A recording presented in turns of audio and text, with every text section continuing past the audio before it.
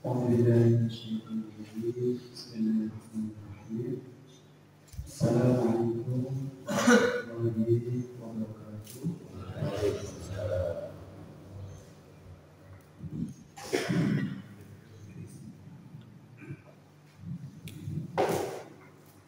Alhamdulillah Rabbil alamin wa bihi nasta'in ala umuri dunya waddin. Assalatu wassalamu ala asyrafil anbiya'i wal mursalin wa ala alihi wa sahbihi wa man tabi'ahum bi ihsanin ila yaumiddin. Rabbana shrah lana sudurana wa yassir lana umurana wahlul 'uqdatam min lisanina yafqahu qawlana. ربنا زدنا علما وارزقنا فضلا. اللهم افتح لنا حكمتك وانشر علينا رحمتك من خزائن رحمتك برحمتك يا ارحم الراحمين.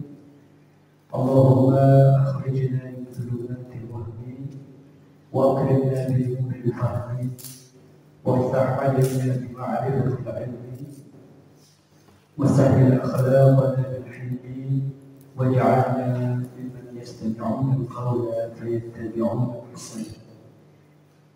Hadirin jemaah yang dirahmati Allah, alhamdulillah, puji dan syukur berseri-seri kita panjatkan kehadirat Allah Subhanahu wa taala atas segala karunia dan nikmat yang telah Allah berikan kepada kita semua.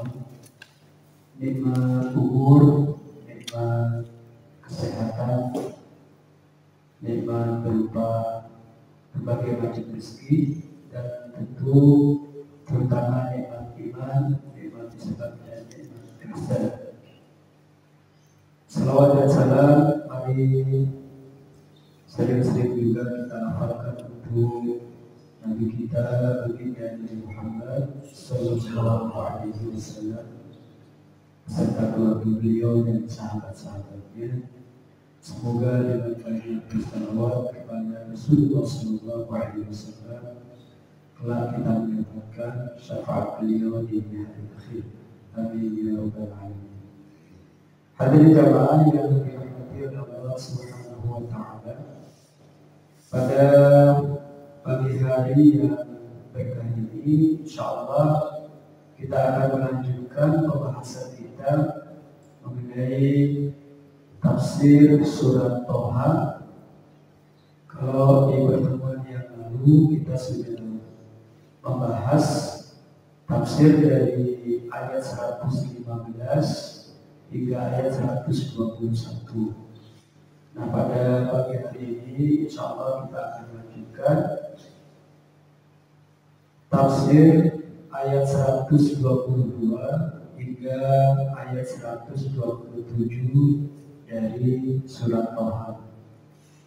Referensi utama yang kita gunakan dalam pembahasan ini adalah kitab At-Tafsir Al-Kabir yang ditulis oleh Profesor Dr. Muhammad Az-Zuhairi. Beliau adalah salah satu ulama dari kota Damaskus, negara Syria. Hadirin jamaah yang dirahmati oleh Allah Subhanahu wa taala, pada pertemuan yang lalu kita sudah membahas mulai dari ayat 115 di mana Allah Subhanahu wa taala berfirman, "A'udzu billahi minasyaitonir rajim. Wa laqad ahidna ila Adam min qablu fanasiya wa lam najid lahu 'azma." Dan sungguh telah kami pesankan kepada Adam dahulu, tetapi dia lupa dan kami tidak dapati kemauan yang kuat pada dirinya. Di ayat 15 ini Allah memberi informasi kepada kita bahwa setelah Allah Subhanahu wa taala menciptakan Nabi Adam dan Hawa di surga, dan Allah memberikan segala macam kebutuhan dan kenikmatan yang diperlukan oleh Nabi Adam dan Siti Hawa di dalam surga berupa makanan, minuman, pakaian, keluarga, tempat tinggal dan lain sebagainya, Allah memberikan satu pesan, satu wasiat dan satu perjanjian, yaitu ada satu pohon atau dan buahnya yang tidak boleh didekati dan tidak boleh dikonsumsi oleh Nabi Adam dan istrinya Siti Hawa, yaitu pohon khuldi. Namun kemudian Nabi Adam karena digoda oleh iblis, akhirnya terperosok dan melanggar larangan Allah. Keduanya yaitu Nabi Adam dan Siti Hawa pun akhirnya memetik dan memakan buah khuldi. Di dalam ayat 115 dikatakan bahwa sebab utama pelanggaran Nabi Adam dan Siti Hawa ini adalah dua hal. Yang pertama karena lupa, dan yang kedua karena tidak memiliki kemauan yang kuat untuk mematuhi perjanjian tersebut.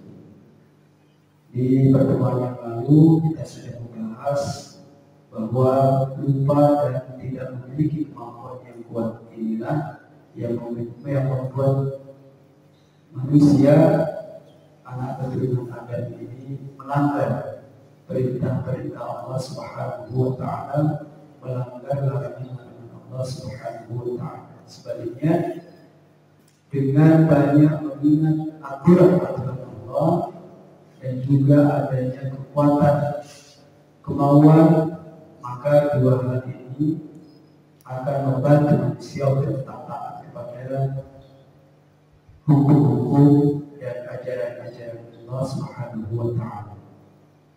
Kemudian di ayat 119 Allah Subhanahu wa Ta'ala berfirman, "Wa idh qulna lil malaikati isjudu li Adam fasajadu illa iblis."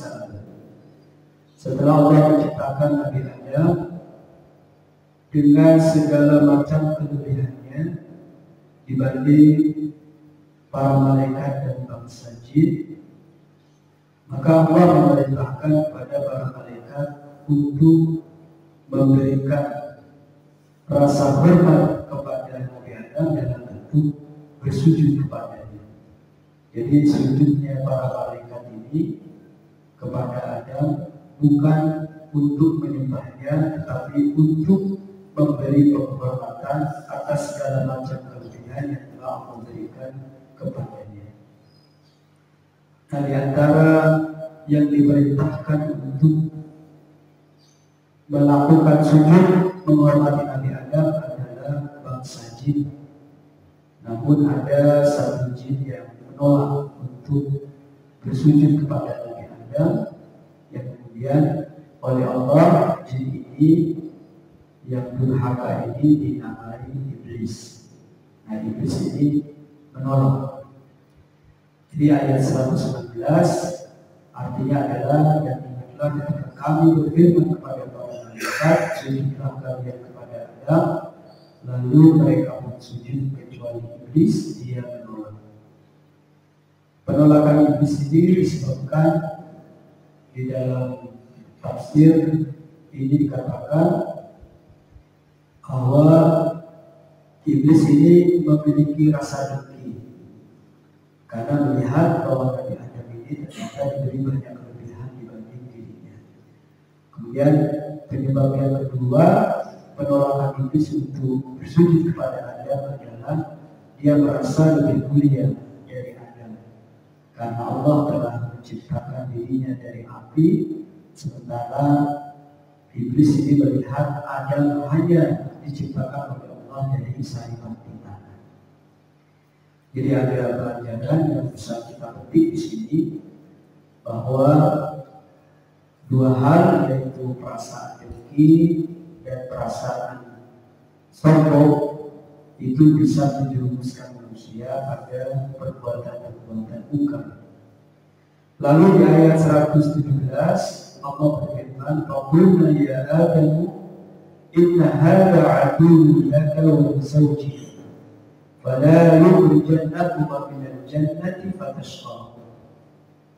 Kemudian kami Allah berfirman, wahai Adam, sungguh iblis ini musuh bagimu dan musuh bagi istrimu. Maka sekali-kali jangan sampai iblis ini mengeluarkan kalian berdua dari surga, nanti kamu akan celaka. Maka sejak saat itu, sejak iblis membangkang perintah Allah untuk memberikan sujud penghormatan kepada Adam, Allah mengingatkan kepada Nabi Adam dan Siti Hawa untuk berhati-hati dengan godaan iblis. Karena iblis ini akan berusaha mengeluarkan Nabi Adam dan Siti Hawa dari surga. Dan kalau sudah dikeluarkan dari surga, Allah juga mengingatkan, engkau akan merasakan kehidupan yang susah payah di luar surga. Kenapa? Karena di ayat berikutnya Allah mengingatkan nikmat-nikmat yang telah Allah berikan kepada Nabi Adam dan Siti Hawa di dalam surga, yaitu di ayat 118 Allah berfirman, inna laka an la taju'a fiha wa la ta'af. Sungguh ada jaminan untukmu wahai Adam di dalam surga ini, engkau tidak akan kelaparan dan tidak akan telanjang. Dan di ayat 119 kemudian Allah berfirman, wa annaka la tadma'u fiha wa la tadha. Dan sungguh di sana di surga engkau tidak akan merasa dahaga dan tidak akan tertimpa panas. Jadi ayat 118 dan ayat 119 ini menyimpulkan kenikmatan apa saja yang telah didapat oleh Nabi Adam dan Siti Hawa di dalam surga, yaitu 4 hal. Pertama, kebutuhan makannya. Kedua, kebutuhan pakaiannya untuk menutup aurat. Ketiga, kebutuhan minuman-minumannya dengan segala macam variasinya yang ada di surga. Dan yang keempat, tempat tinggal yang melindungi diri keduanya dari panas. Yang kalau Nabi Adam dan Siti Hawa sampai dikeluarkan dari surga, maka semua kebutuhan ini menjadi lebih sulit. Hadirin jamaah yang dirahmati oleh Allah Subhanahu wa taala. Lalu di ayat 120 Allah berfirman, "Fawaswasa ilaihi syaitan qala ya Adam hal adulluka ala syajaratil khuldi wa mulkin la yablad." Kemudian setan membisikkan pikiran jahat kepada Adam dengan berkata, "Wahai Adam, maukah aku tunjukkan kepadamu pohon khuldi?" Kata khuldi ini artinya keabadian. Jadi pohon keabadian dan kerajaan yang tidak akan binasa. Nah, ini hasutan dari setan yang dibisikkan kepada Nabi Adam dan Siti Hawa. Kalau mau makan buah khuldi maka tidak akan pernah mati dan akan memiliki kerajaan yang tidak akan pernah rusak. Bahkan di surat Al-A'raf ayat 21 Allah menyebutkan, wa qasamahuma inni lakuma minan nasihin. Dan iblis bersumpah kepada keduanya, yaitu kepada Nabi Adam dan Siti Hawa, sesungguhnya aku ini betul-betul orang atau sosok yang memberi nasihat kepada kalian berdua. Jadi dengan penuh keyakinan, dengan penuh tipu daya, iblis berusaha untuk mengeluarkan Nabi Adam ini dari surga yang Allah tempatkan mereka berdua di dalamnya. Lalu di ayat 121 Allah mengatakan, فَأَكَلَا مِنْهَا فَبَدَتْ لَهُمَا سَوْآتُهُمَا وَطَفِقَا يَخْصِفَانِ عَلَيْهِمَا مِنْ وَرَقِ الْجَنَّةِ وَعَصَى آدَمَ رَبَّهُ فَغَوَى. Lalu keduanya, yaitu Adam dan Hawa, memakannya, yaitu memakan buah khuldi. Lalu tampaklah oleh keduanya aurat mereka berdua, dan mulailah keduanya menutupi aurat mereka berdua dengan daun-daun yang ada di dalam surga. Dan telah durhakalah Adam kepada Tuhannya, maka sesatlah dia. Jadi godaan iblis ini ternyata berhasil mengelabui Nabi Adam dan Siti Hawa, sehingga keduanya pun memetik buah khuldi dan memakannya. Dan hukuman pertama yang Allah berikan kepada Adam dan Hawa atas pelanggarannya ini adalah dengan menghilangkan pakaian surga yang dikenakan oleh keduanya, sehingga aurat keduanya pun terlihat. Dan dengan segera keduanya memetik daun-daun yang ada di surga untuk menutupi auratnya. Nah, dari pelanggaran ini maka Allah menyatakan bahwa Adam telah durhaka kepada Allah Subhanahu wa Ta'ala.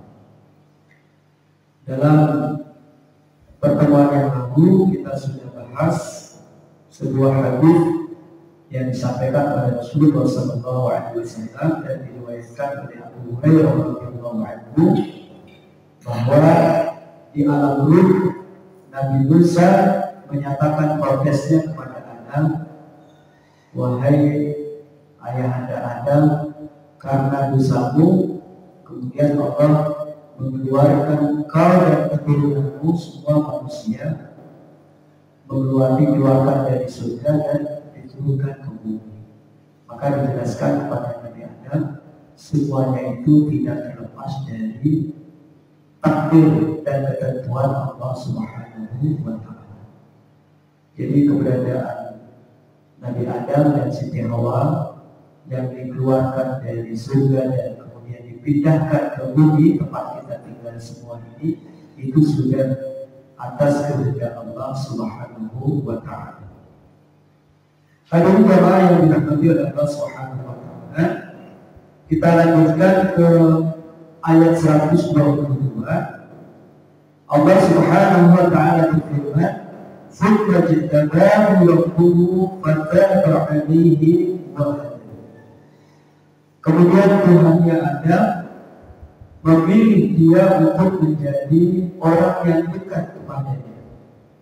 Maka ia Allah menerima taubatnya dan memberinya petunjuk.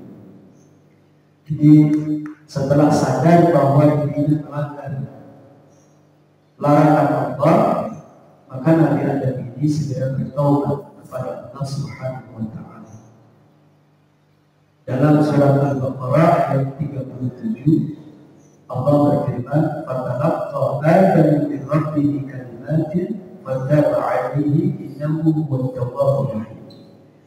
Lalu Allah memberikan beberapa pesan atau beberapa kata dari Allah Subhanahu wa Ta'ala. Jadi Allah menuntut Nabi Adam untuk melakukan pertaubat dengan membacakan doa, yaitu Rabbana zalamna anfusana wa illam taghfir lana wa tarhamna lanakunanna minal khasirin. Ya Tuhan kami, sesungguhnya kami berdua telah menzalimi diri kami, yaitu dengan melakukan pelanggaran. Artinya setiap manusia yang melakukan dosa, baik dalam bentuk tidak taat pada perintahnya atau melanggar larangan Allah, maka sebenarnya manusia itu telah menzalimi diri mereka sendiri.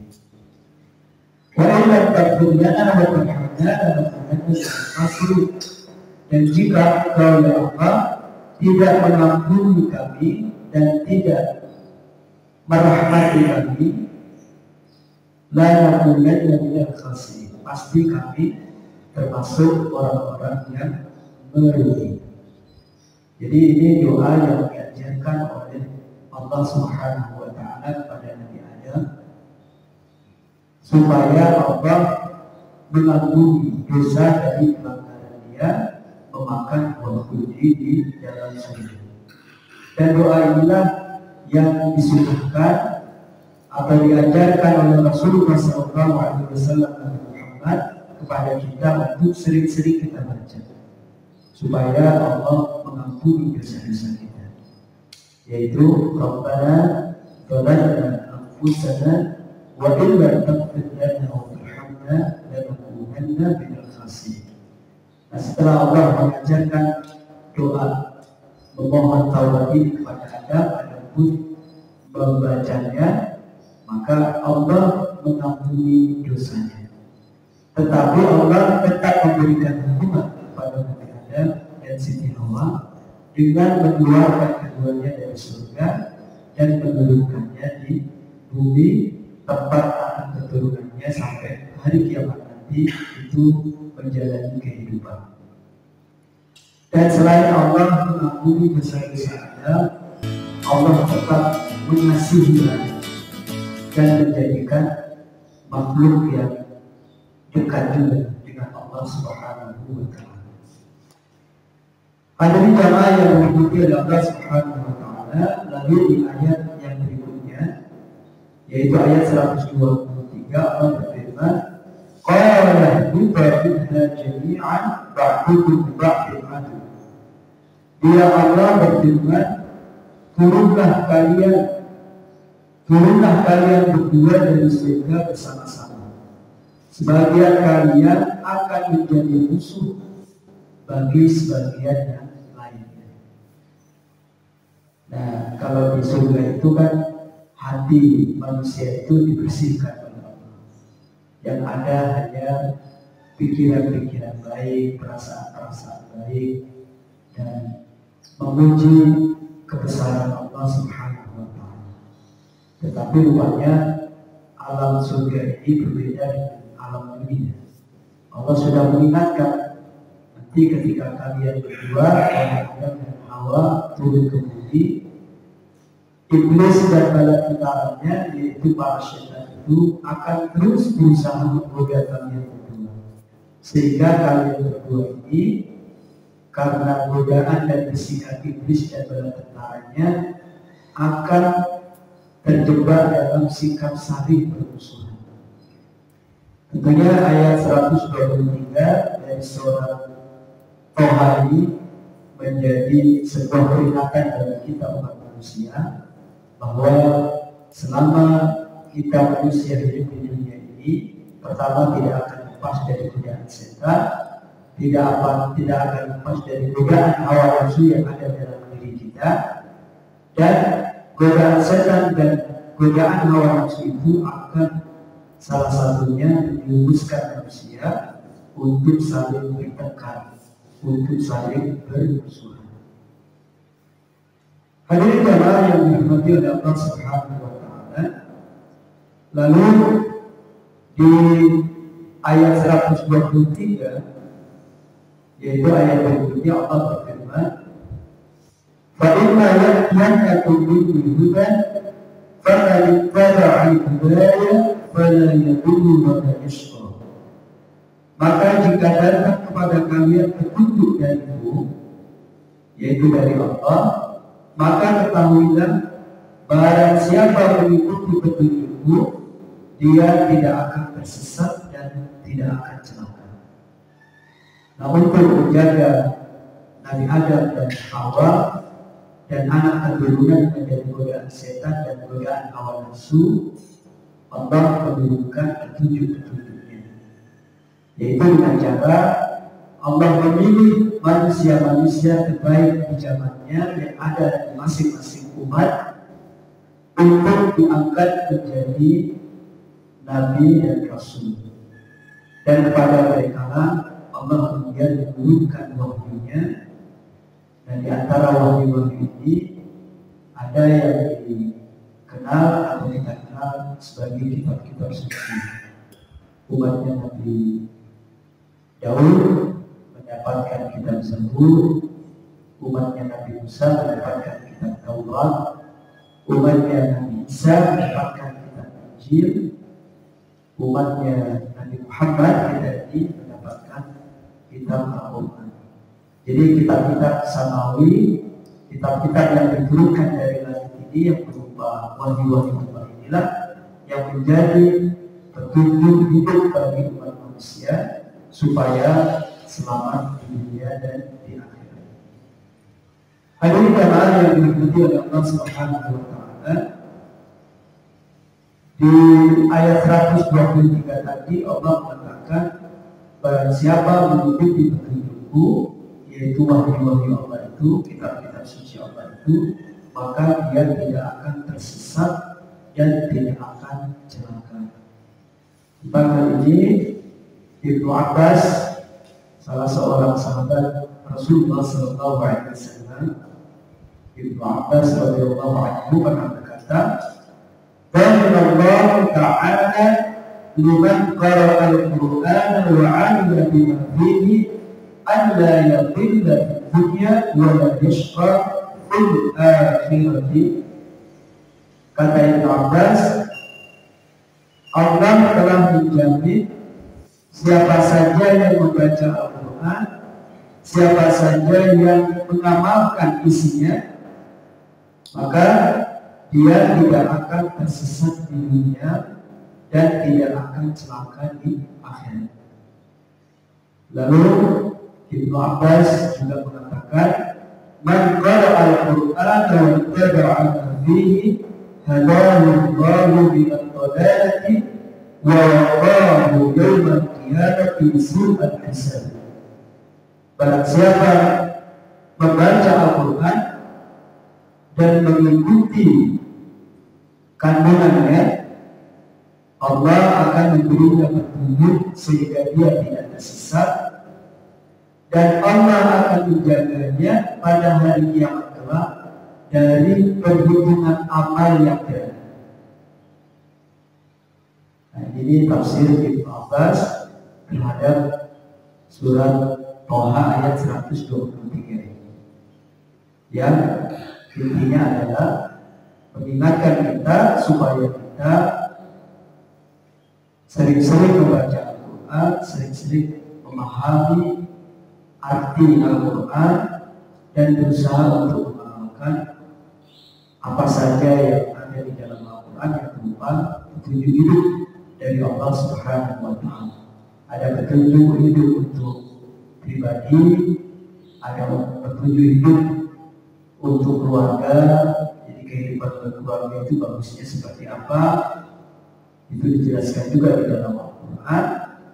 Petunjuk hidup dalam bermasyarakat, bahkan juga dalam bernegara, kalau kita hubungkan dengan konsep bermasyarakat di dunia modern seperti saat ini, semuanya sudah ada di dalam Al-Quran.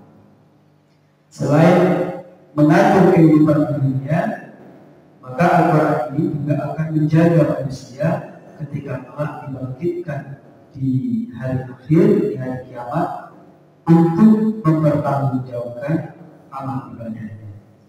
Maka dari perkataan Ibnu Abbas tadi kita juga bisa memahami orang yang hubungannya dengan Al-Quran itu baik, yaitu dengan membacanya, dengan memahaminya, dengan mengamalkan kandungannya, dia juga akan diselamatkan oleh Allah Subhanahu wa taala dari perhitungan amal. Karena ketika manusia nanti dibangkitkan di akhirat, salah satu hal yang akan dia alami adalah semua amal ibadahnya akan dihisab, akan dimintai pertanggungjawabkan. Ada yang dihisabnya itu cepat, artinya banyak yang diampuni oleh Allah dan amal-amal lainnya diterima.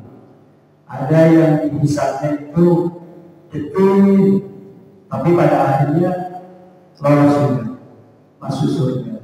Tapi ada yang dihisabnya itu berat, semua dosanya tidak ada yang diampuni, amal-amal baiknya banyak yang gugur. Maka orang-orang yang seperti ini, yang kelompok terakhir tadi, tentunya keadaannya akan berat sekali. Kalau dia orang Islam, dia tidak bisa langsung masuk surga, tapi dibersihkan dulu dirinya di hukuman di api neraka. Nauzubillahi min dzalik. Lalu di ayat 124 Allah berfirman, "Wa man a'rada 'an dzikri fa inna lahu ma'isyatan dhanka." Dan barang siapa yang berpaling dari peringatanku, maka sungguh dia akan menjalani kehidupan yang sempit. Jadi orang-orang yang tidak mau hidup berpedoman kepada petunjuk Allah, yaitu Al-Quran, maka diingatkan oleh Allah dia akan hidup dengan susah, baik susah di dunia maupun juga susah di akhirat. Bahkan di alam antara dunia dan akhirat, yaitu alam kubur pun menjadi susah karena jauhnya dirinya dari Al-Quran. Maka ayat-ayat ini termasuk apa yang dikatakan oleh Ibnu Abbas sebagai motivasi kita semua untuk sering-sering bertakarub kepada Allah melalui bacaan Al-Quran. Hadirin para yang dirahmati oleh Allah Subhanahu wa Ta'ala, lalu balasan lain atau akibat lain dari orang yang jauh dari petunjuk Allah dari Al-Quran adalah wa nahsyuruhu yaumal qiyamati a'ma, dan kami akan mengumpulkannya pada hari kiamat dalam keadaan buta. Nah, di pada mahsyar, di mana nanti kita semua dikumpulkan ketika kita menghadap Allah dan akan diajak bicara masing-masing oleh Allah tanpa perantara, tanpa penerjemah. Tentu di pada mahsyar ini keadaannya luar biasa berat. Ditambah berat lagi orang-orang yang jauh dari Al-Quran. Dikatakan oleh Allah, orang-orang yang jauh dari Al-Quran ini nanti di pada mahsyar Allah menjadikan dia ini buta, tidak bisa melihat apapun yang ada di sekelilingnya. Jadi di dalam tafsir ini dikatakan pengertian buta ini ada 3. Yang pertama, masluhul basar, jadi penglihatannya hilang. Yang kedua, a'ma 'anil jannati wa tariqin najah, dia tidak bisa melihat jalan menuju surga dan jalan menuju keselamatan. Artinya terperosok ke dalam neraka jahanam, tidak bisa masuk surga. Tapi dalam hadis sahih katakan, man qala la ilaha illallah dakhala jannah. Barang siapa yang mengatakan la ilaha illallah, tidak ada Tuhan melainkan Allah, dia pasti masuk surga. Dalam hadis yang lain dikatakan, barang siapa di dalam hatinya ada keyakinan tentang la ilaha illallah, maka dia juga masuk surga. Tapi masuk surganya melalui proses yang berat bagi yang jauh dari Al-Quran, meskipun pada akhirnya masuk surga juga. Tentu kita semua berharap dengan modal la ilaha illallah, dengan modal yang dekat dengan Al-Quran ini, kita dimudahkan oleh Allah untuk sampai masuk ke dalam surga. Amin ya rabbal alamin. Lalu pengertian yang ketiga dari buta ini adalah a'mal basari wal basir, mata tubuhnya ini buta, demikian pula mata hatinya. Basar ini mata tubuh, mata jasmani, sementara basirah itu adalah mata hati. Artinya kalau kita ingin supaya pandangan kita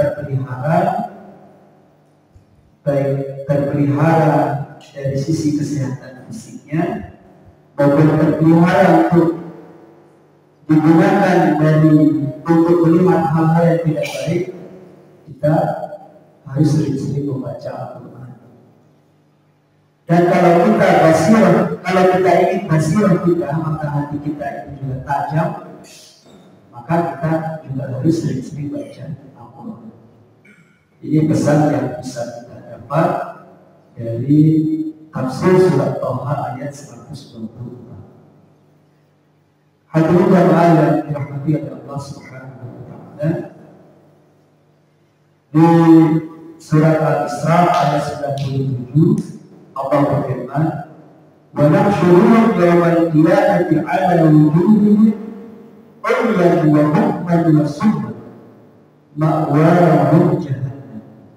Nah, dijelaskan lagi di surat Al-Isra ayat 97 keadaan orang-orang yang berpaling dari Al-Quran. Kata Allah, "Dan kami akan menunjukkan mereka di padang mahsyar nanti di hari kiamat di atas muka mereka." Jadi terbalik. Yang lain berdiri di atas kakinya, dan dia berdirinya di atas muka. Begitu dihinakan oleh Allah Subhanahu wa taala karena di semasa hidup di dunia itu berpaling dari Al-Quran. Sudah berdiri di atas mukanya, lalu di ayat tadi surat Al-Isra ayat 17 ayat 97 Allah mengatakan berdiri di atas muka-muka mereka dalam keadaan buta, dalam keadaan bisu, dan dalam keadaan tuli. Na'udzubillahi min dzalik. Dan dikatakan Allah jahannam, tempat mereka adalah neraka jahannam. Tentu ini semoga memotivasi kita untuk bersungguh-sungguh dalam mempelajari Al-Quran, dalam membaca Al-Quran, dalam mengamalkan isi Al-Quran. Ada di zaman sekarang malah meskipun dia Islam malah menghujat Al-Quran. Tidak hanya berpaling, tidak hanya meninggalkan, tapi melarang Al-Quran, menghujat Al-Quran. Tentu apa yang akan didapat oleh mereka-mereka yang mempunyai sikap seperti itu akan lebih berat. Semoga Allah memberi petunjuk kepada saudara-saudara kita supaya kembali kepada petunjuk-petunjuk Al-Quran, demikian pula diri kita. Lalu dalam ayat 125 Allah berfirman, "Qala rabbi lima hasyaitani a'ma wa qad kuntu basira." Orang yang diberi hukuman tadi karena meninggalkan Al-Quran bertanya kepada Allah, "Ya Tuhan kami, kenapa Engkau menunjukkan aku dalam keadaan buta? Padahal dulu di dunia aku bisa melihat." Apa jawaban Allah? Di surat Thaha ayat 126 Allah menjawab, "Kadzalika atatka ayatuna fanasitaha wa kadzalika al-yawma tunsa." Dia Allah berfirman, demikianlah dahulu telah datang kepadamu ayat-ayat kami, lalu kamu mengabaikannya. Jadi begitu pula pada hari ini kamu diabaikan, kamu dilupakan. Nah, jadi ini jawaban Allah. Dulu ketika di dunia aku turunkan kepadamu Al-Quran, tapi kamu melupakannya, mengabaikannya. Maka sekarang itu di hari kiamat, pada saat engkau dikumpulkan di padang mahsyar ini, aku juga melupakan. Ketika Allah melupakan manusia di hari kiamat, berarti Allah tidak peduli keadaan. Bahwa dosanya banyak akan diampuni. Bahkan kalau mungkin dia beramal baik, bisa jadi amal baiknya itu tidak diterima oleh Allah Subhanahu wa taala. Jadi ini cara-cara Allah untuk mengingatkan kita semua supaya berhati-hati dalam menjalani kehidupan. Ketika manusia diberi kemampuan oleh Allah untuk melakukan amal-amal saleh, juga harus berhati-hati. Harus kan syarat diterimanya amal itu ada dua. Yang pertama al-ikhlas, dan yang kedua al-ittiba. Al-ikhlas itu kita berusaha melakukan semua amal ikhlas semata-mata ingin mendapatkan ridho Allah. Dan yang kedua ittiba, mengikuti, yaitu mengikuti contoh-contoh yang sudah diberikan oleh Rasulullah SAW. Jadi Allah menyebutkan Al-Quran, kemudian tugas Rasulullah Muhammad SAW ini menjelaskan isi Al-Quran. Maka antara Al-Quran dan Sunnah ini tidak bisa dipisah. Di beberapa ayat lain dikatakan, jika kalian mencintai Allah, maka tidaklah kalian mengikutiku, kata Rasulullah. Artinya cinta kita dalam mengikuti petunjuk Allah itu harus dibarengi dengan cinta kita kepada Nabi Muhammad dengan berusaha mengamalkan sunnah-sunnah. Hadirin jamaah yang dirahmati oleh Allah Subhanahu wa Ta'ala, lalu di ayat 127 Allah berfirman, wa kadzalika najzi man asrafa wa lam yu'min bi ayati rabbih wa la'adzabul akhirati asyaddu wa abqa.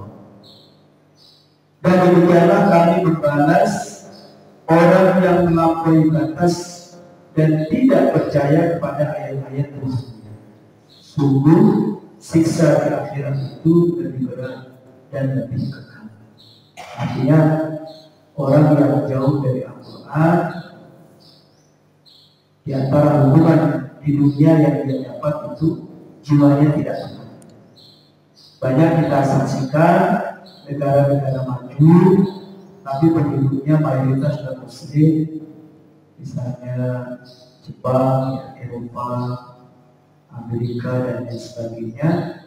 Meskipun mereka terlihat lebih maju, misalnya dari segi teknologi dan fasilitas, tapi sebenarnya jiwa mereka tidak, karena mereka jauh dari Allah yang menciptakan diri mereka. Banyak kemudian kasus-kasus bunuh diri dan lain sebagainya karena tidak kuat menghadapi ujian-ujian dalam hidup. Nah, kita didorong oleh Al-Quran supaya mendekatkan diri kepada Allah dan mengambil atau menjadikan Al-Quran ini sebagai petunjuk untuk hidup kita, baik dalam kehidupan pribadi, berkeluarga, dan masyarakat maupun bernegara. Bahkan dalam hubungan internasional pun di dalam Al-Quran juga ada petunjuk-petunjuk bagaimana kaum muslimin berinteraksi dengan non-muslim. Hadirin jamaah yang dirahmati Allah Subhanahu wa Ta'ala, itulah tafsir yang bisa sama-sama kita pelajari. Tafsir dari surat Thaha ayat 115 hingga ayat 127 yang intinya mengingatkan kita semua bahwa kita semua ini adalah anak keturunan dari Nabi Adam dan Siti Hawa, dan tempat asal kita adalah surga. Jadi kalau kita kembali, ya kita berusaha untuk kembalinya ke asal dari tempat kita, yaitu surga, untuk mendapatkan ridho dari Allah Subhanahu wa Ta'ala. Sebelum saya akhiri, sebelum kita tutup, barangkali ada tambahan atau pertanyaan dari jamaah sekalian, dipersilakan.